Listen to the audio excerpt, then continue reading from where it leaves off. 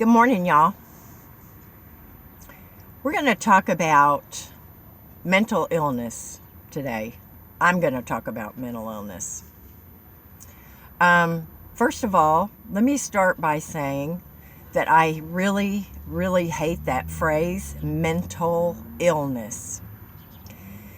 To me, that implies something that you can get over.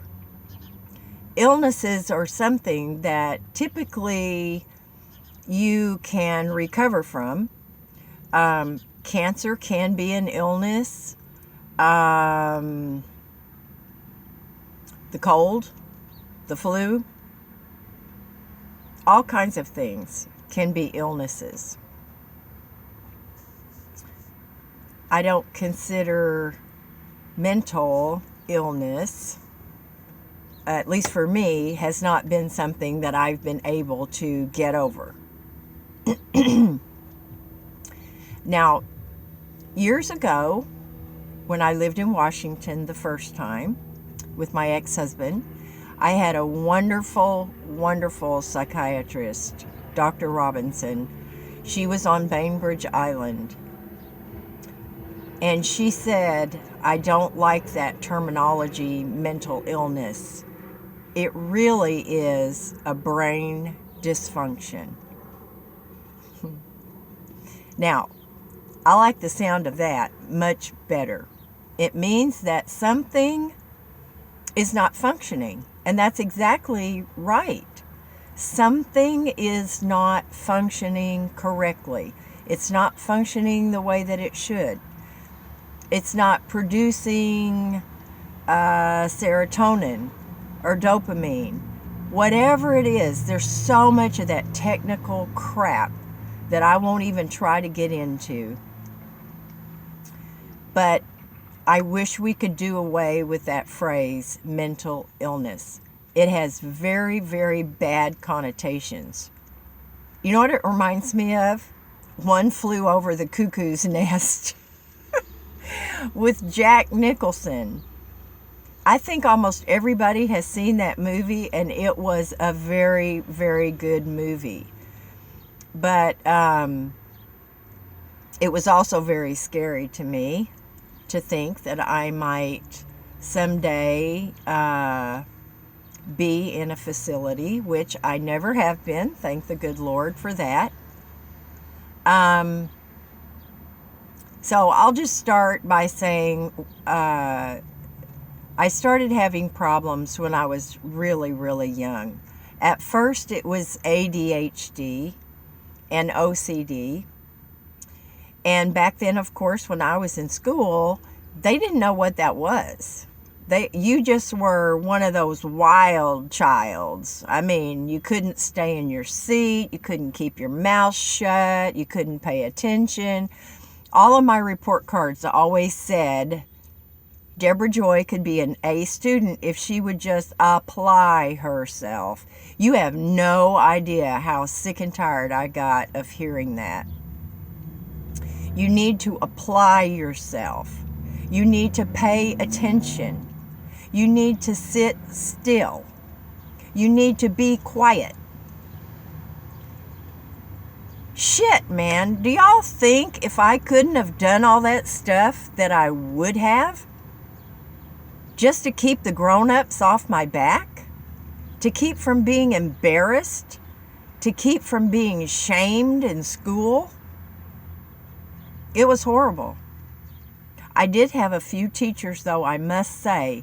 They intuitively knew that to keep Deborah Joy busy was the best thing you could do. So, of course, I was the teacher's pet, because I got to go outside and bang the erasers on the sidewalks, because I got to pass out papers, because I got to help grade papers.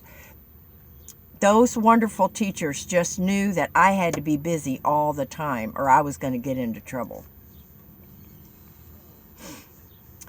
I wish it was your nose itching that you would get money, but I think it's your palm. Anyway, y'all, so that's how it started for me. Then when I was a young teenager, I started getting problems with depression. I didn't know what it was. I just would have days when I felt off. I didn't have my usual enthusiasm. I was not optimistic. I didn't want to do anything. I didn't want to go anywhere. What I learned to do to cope was I would go into the living room, which was a room we never used unless we had a lot of company. I would go into the living room.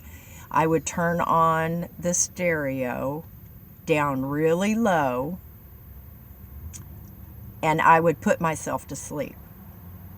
In 2 or 3 minutes, 5 at the max, I could put myself to sleep, and that's how I dealt with my depression, is I slept through it. So that went on for a number of years, and normally my personality was you couldn't keep me still, you couldn't shut me up. I was always going and doing. My dad called me the road runner. I was never at home unless I was busy doing something. I was a very, very busy child. And so then when I was a young woman, it wasn't until I was about, 25 maybe, that I really started having significant problems with depression. So I went to see a doctor for my ADHD, and I've seen so many doctors you can't even believe it. But I went to see this doctor for my ADHD and my OCD, and he told me that I was also clinically depressed. Woo! Well, that's why I feel so terrible sometimes. Why I don't want to be around any people. Why I don't want to do anything. I don't want to go anywhere. Why I just want to sleep so that I don't have to think the bad thoughts that go through my head. So then I started getting treated for that. And let me tell you something. With a brain dysfunction, there are lots and lots of medications out there, y'all. We all know that. I remember my first medication that I took for my brain dysfunction was Prozac. And it had just come out on the market. And you would not believe the horrible, distasteful, ugly comments that I heard about people who take Prozac, how crazy they are, how stupid they are. I could just go on and on and on, but I'm not going to do that.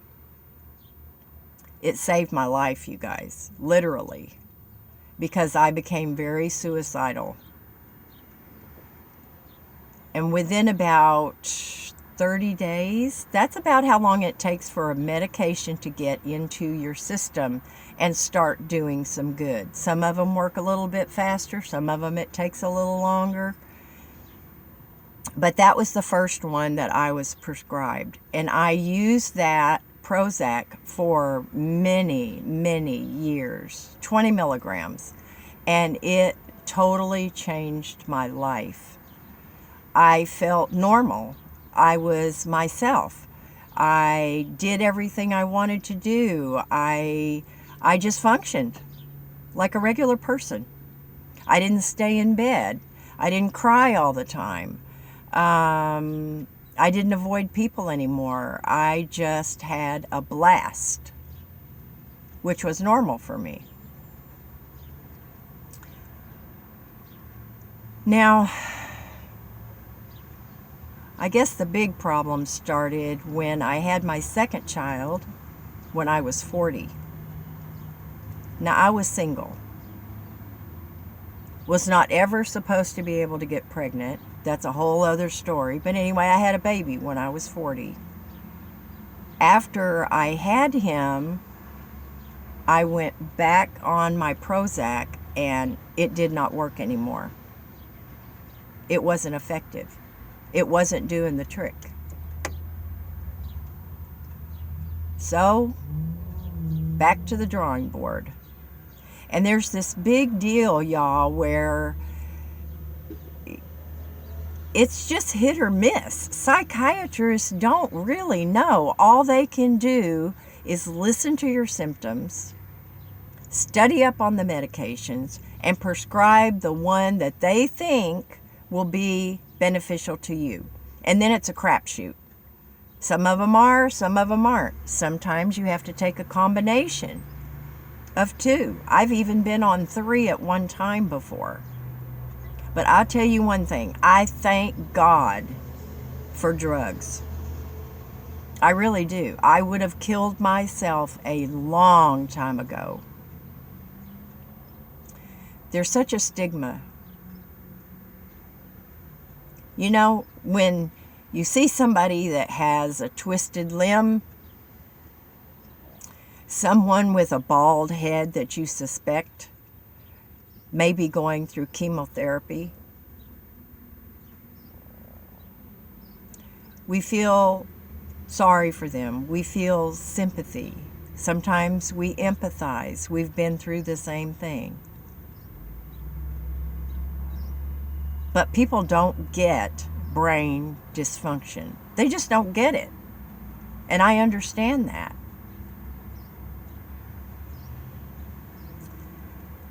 But we really, really have to change that perception that we're crazy, that we're going to go nuts and shoot a bunch of people, or we're going to strangle somebody or stab somebody, or, just do unimaginable things, because for the majority of us, it's not like that.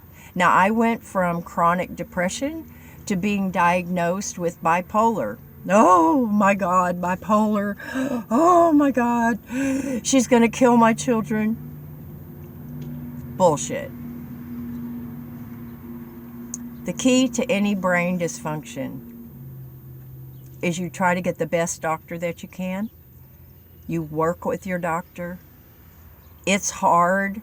There are times when you despair of ever feeling better.